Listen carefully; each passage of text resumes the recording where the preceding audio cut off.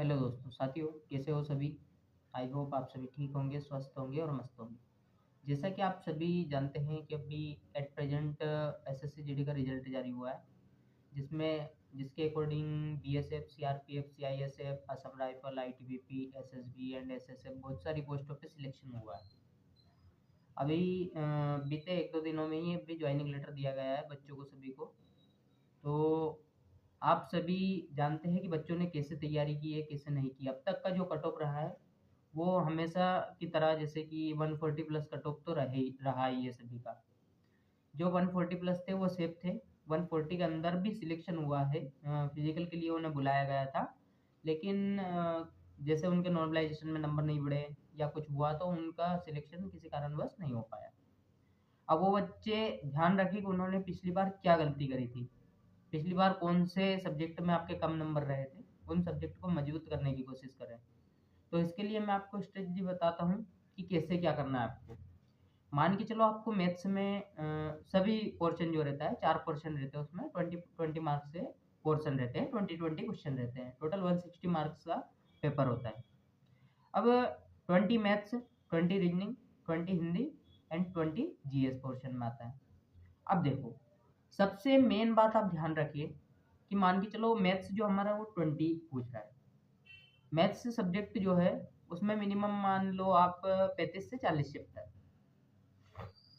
ठीक है। आप 35 से 40 चैप्टर कंप्लीट कर रहे हो और आप 35-40 चैप्टर को 2 बार भी पढ़ दोगे। मान के चलो 70 चैप्टर पढ़ रहे हो, आप 2 बार पढ़ रहे हो डबल तरीके से, तो आपको 20 में से 20 नंबर लाने की जो चांसेस है वो लगभग 100% बनते हैं। 99% चांसेस तो है आप 20 में से 20 नंबर ला सकते हो। रीजनिंग आप अमूमन पढ़ेंगे तो 30 से 35 चैप्टर मान के चलो, उनको 2 बार पढ़ोगे 70 चैप्टर खत्म काम, ठीक है। हिंदी लेके चलते हैं तो हिंदी में मोस्टली मोस्टली अगर बात करें तो 10 से 12 चैप्टर ज़्यादा से ज़्यादा, क्योंकि डिटेल नहीं पूछता ज़्यादा, ऊपर ऊपर से पूछता है। और वही चीज़ों में हम हिंदी में भी 20 में से 20 नंबर ला सकते हैं। मतलब टोटल 20 मैथ्स, 20 रीजनिंग, 20 हिंदी, ये करके हम लगभग 60 नंबर का बनता है। 60 में से 60 भी ला सकते हैं, 58 तो मान के ही चलो। अगर एक एक नंबर भी काट के चलोगे 57 मान के चलो, ठीक है। तो उसका मल्टीप्लाई करेंगे हम 2 से, तो 57 मल्टीप्लाई 2 करेंगे 114 नंबर हो गए। अब 114 नंबर तो आपके इसमें हो गए। अब बचा क्या है, जीएस। जीएस में आप ज़्यादा नंबर नहीं खींच सकते। जीएस आप कितना ही पढ़ लो, आप 20 में से 20 नंबर नहीं ला सकते। ऐसा कोई इंसान नहीं है कि जो पूरे में से पूरे नंबर ले आता है जीएस में। ले भी आते हैं, ऐसा नहीं है कि नहीं लाते हैं, बट उसके लिए तैयारी वैसी चाहिए। वो लड़के बहुत टाइम पहले से जीएस कंप्लीट कर रहे हैं। आप लोगों के लिए अब भी इतना टाइम नहीं है कि आप पूरा डिटेल से जीएस पढ़ें और 20 में से 20 नंबर लाने की कोशिश करें। अब 114 नंबर आपके हो चुके हैं। मान के चलो आपको 140 नंबर चाहिए, तो आपको कितने नंबर और चाहिए, 26 नंबर। मतलब आपके 13 क्वेश्चन जीएस में सही होने चाहिए। कितने क्वेश्चन, 13 क्वेश्चन। तो उसको पढ़ने के लिए आप एक काम कीजिए, स्पीडी जो है वो हमारी स्पीडी जीएस के लिए पढ़ दीजिए। करंट अफेयर्स के लिए हमारी स्पीडी आती है वो पढ़ दीजिए। पिछले 2 साल या 3 साल का करंट अफेयर्स पढ़ लीजिए स्पीडी, उससे आपका काम हो जाएगा। नॉर्मल स्पीडी पढ़ लीजिए। और भी जीएस के लिए ऑब्जेक्टिव जो बुक होती है वो प्रेफर कर लीजिए, अगर आपको ज़्यादा ही पढ़ने का शौक है तो। अगर नहीं है, आप चाहते हैं कि कम टाइम में ज़्यादा क्वेश्चन बनाना, तो आप वन लाइनर बुक जो मार्केट में चल रही है वो बुक ले लीजिए।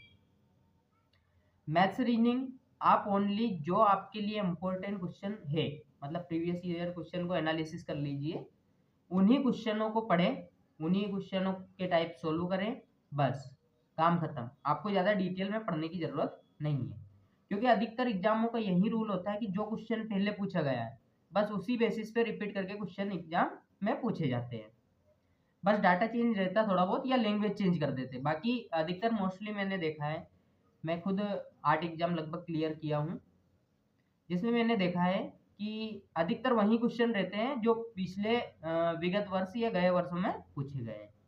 तो आप वही चीज़ें प्रीवियस ईयर क्वेश्चन लगाइए, उसका एनालिसिस कीजिए, देन उसके हिसाब से टाइप सॉल्व कीजिए। नेक्स्ट रीजनिंग भी आपको सेम प्रोसेस दोहरानी है। हिंदी में आपको वन लाइनर बुक पढ़ लीजिए, या फिर ऑब्जेक्टिव बुक कर लीजिए। अगर आपको अच्छे से ही करना है तो ऑब्जेक्टिव बुक पढ़ लीजिए। ऐसे ऑब्जेक्टिव बुक जिसमें 4 ऑप्शन रहते हैं, चारों की डिटेल दी गई हो। मार्केट में बहुत सारी बुक अवेलेबल है ऑप्शन के लिए। अगर आपको जानना ही है तो आप मेरे को पर्सनल मैसेज कर सकते हैं, मैं आपको बुक डिटेल बता दूंगा। तो आपको बस यही चीज़ ध्यान रखना है। अभी आपको पता है कि फरवरी में एग्जाम होने वाला है, आपके पास लगभग 1 महीना है। 1 महीना है तो आप 1 महीने में चाहे जो कर सकते हैं, बस अपने टाइम की कंसिस्टेंसी बनाए रखें। आप जितना ज़्यादा टाइम पढ़ाई को दे सकें वहीं दें। फालतू इधर उधर टाइम वेस्ट अपना नहीं करना है। बस अच्छे से मेहनत कीजिए। 8 घंटे पढ़ रहे हो तो 8 घंटे ऐसा पढ़ना है कि दिमाग में चले जाना। 8 घंटे पढ़ा मतलब 8 घंटे का 8 घंटे का दिमाग में रहना चाहिए। आप 14 घंटे 15 घंटे 20 घंटे पढ़ रहे हैं, कोई मतलब नहीं है अगर आपके दिमाग में नहीं रह रहा है। 8 घंटे पढ़िए, 8 घंटे सफिशियंट होता है। ज़्यादा आप कर सकते हैं करिए, ऐसा नहीं है कि आपको 8 ही घंटे पढ़ना है। आप 10 भी पढ़ सकते हैं, 12 घंटे भी पढ़ सकते हैं। लेकिन बात यह है कि आपके दिमाग में भी जाना चाहिए। मान के चलो कि आप 12 घंटे पढ़ रहे हो, आपने 8 घंटे 10 घंटे तक तो अच्छे से किया, बाकी 2 घंटे आपका माइंड इधर जा रहा है उधर जा रहा है, तो ऐसे में कंसिस्टेंसी नहीं बनेगी। कोई मतलब नहीं है 2 घंटे एक्स्ट्रा पढ़ने से। वो 2 घंटे आप अपने माइंड को रेस्ट देने की कोशिश कीजिए। 10 घंटे पढ़िए लेकिन ऐसा पढ़िए कि जो दिमाग में जाए। बस यही कहना चाहूँगा। सभी अच्छे से मेहनत करिए।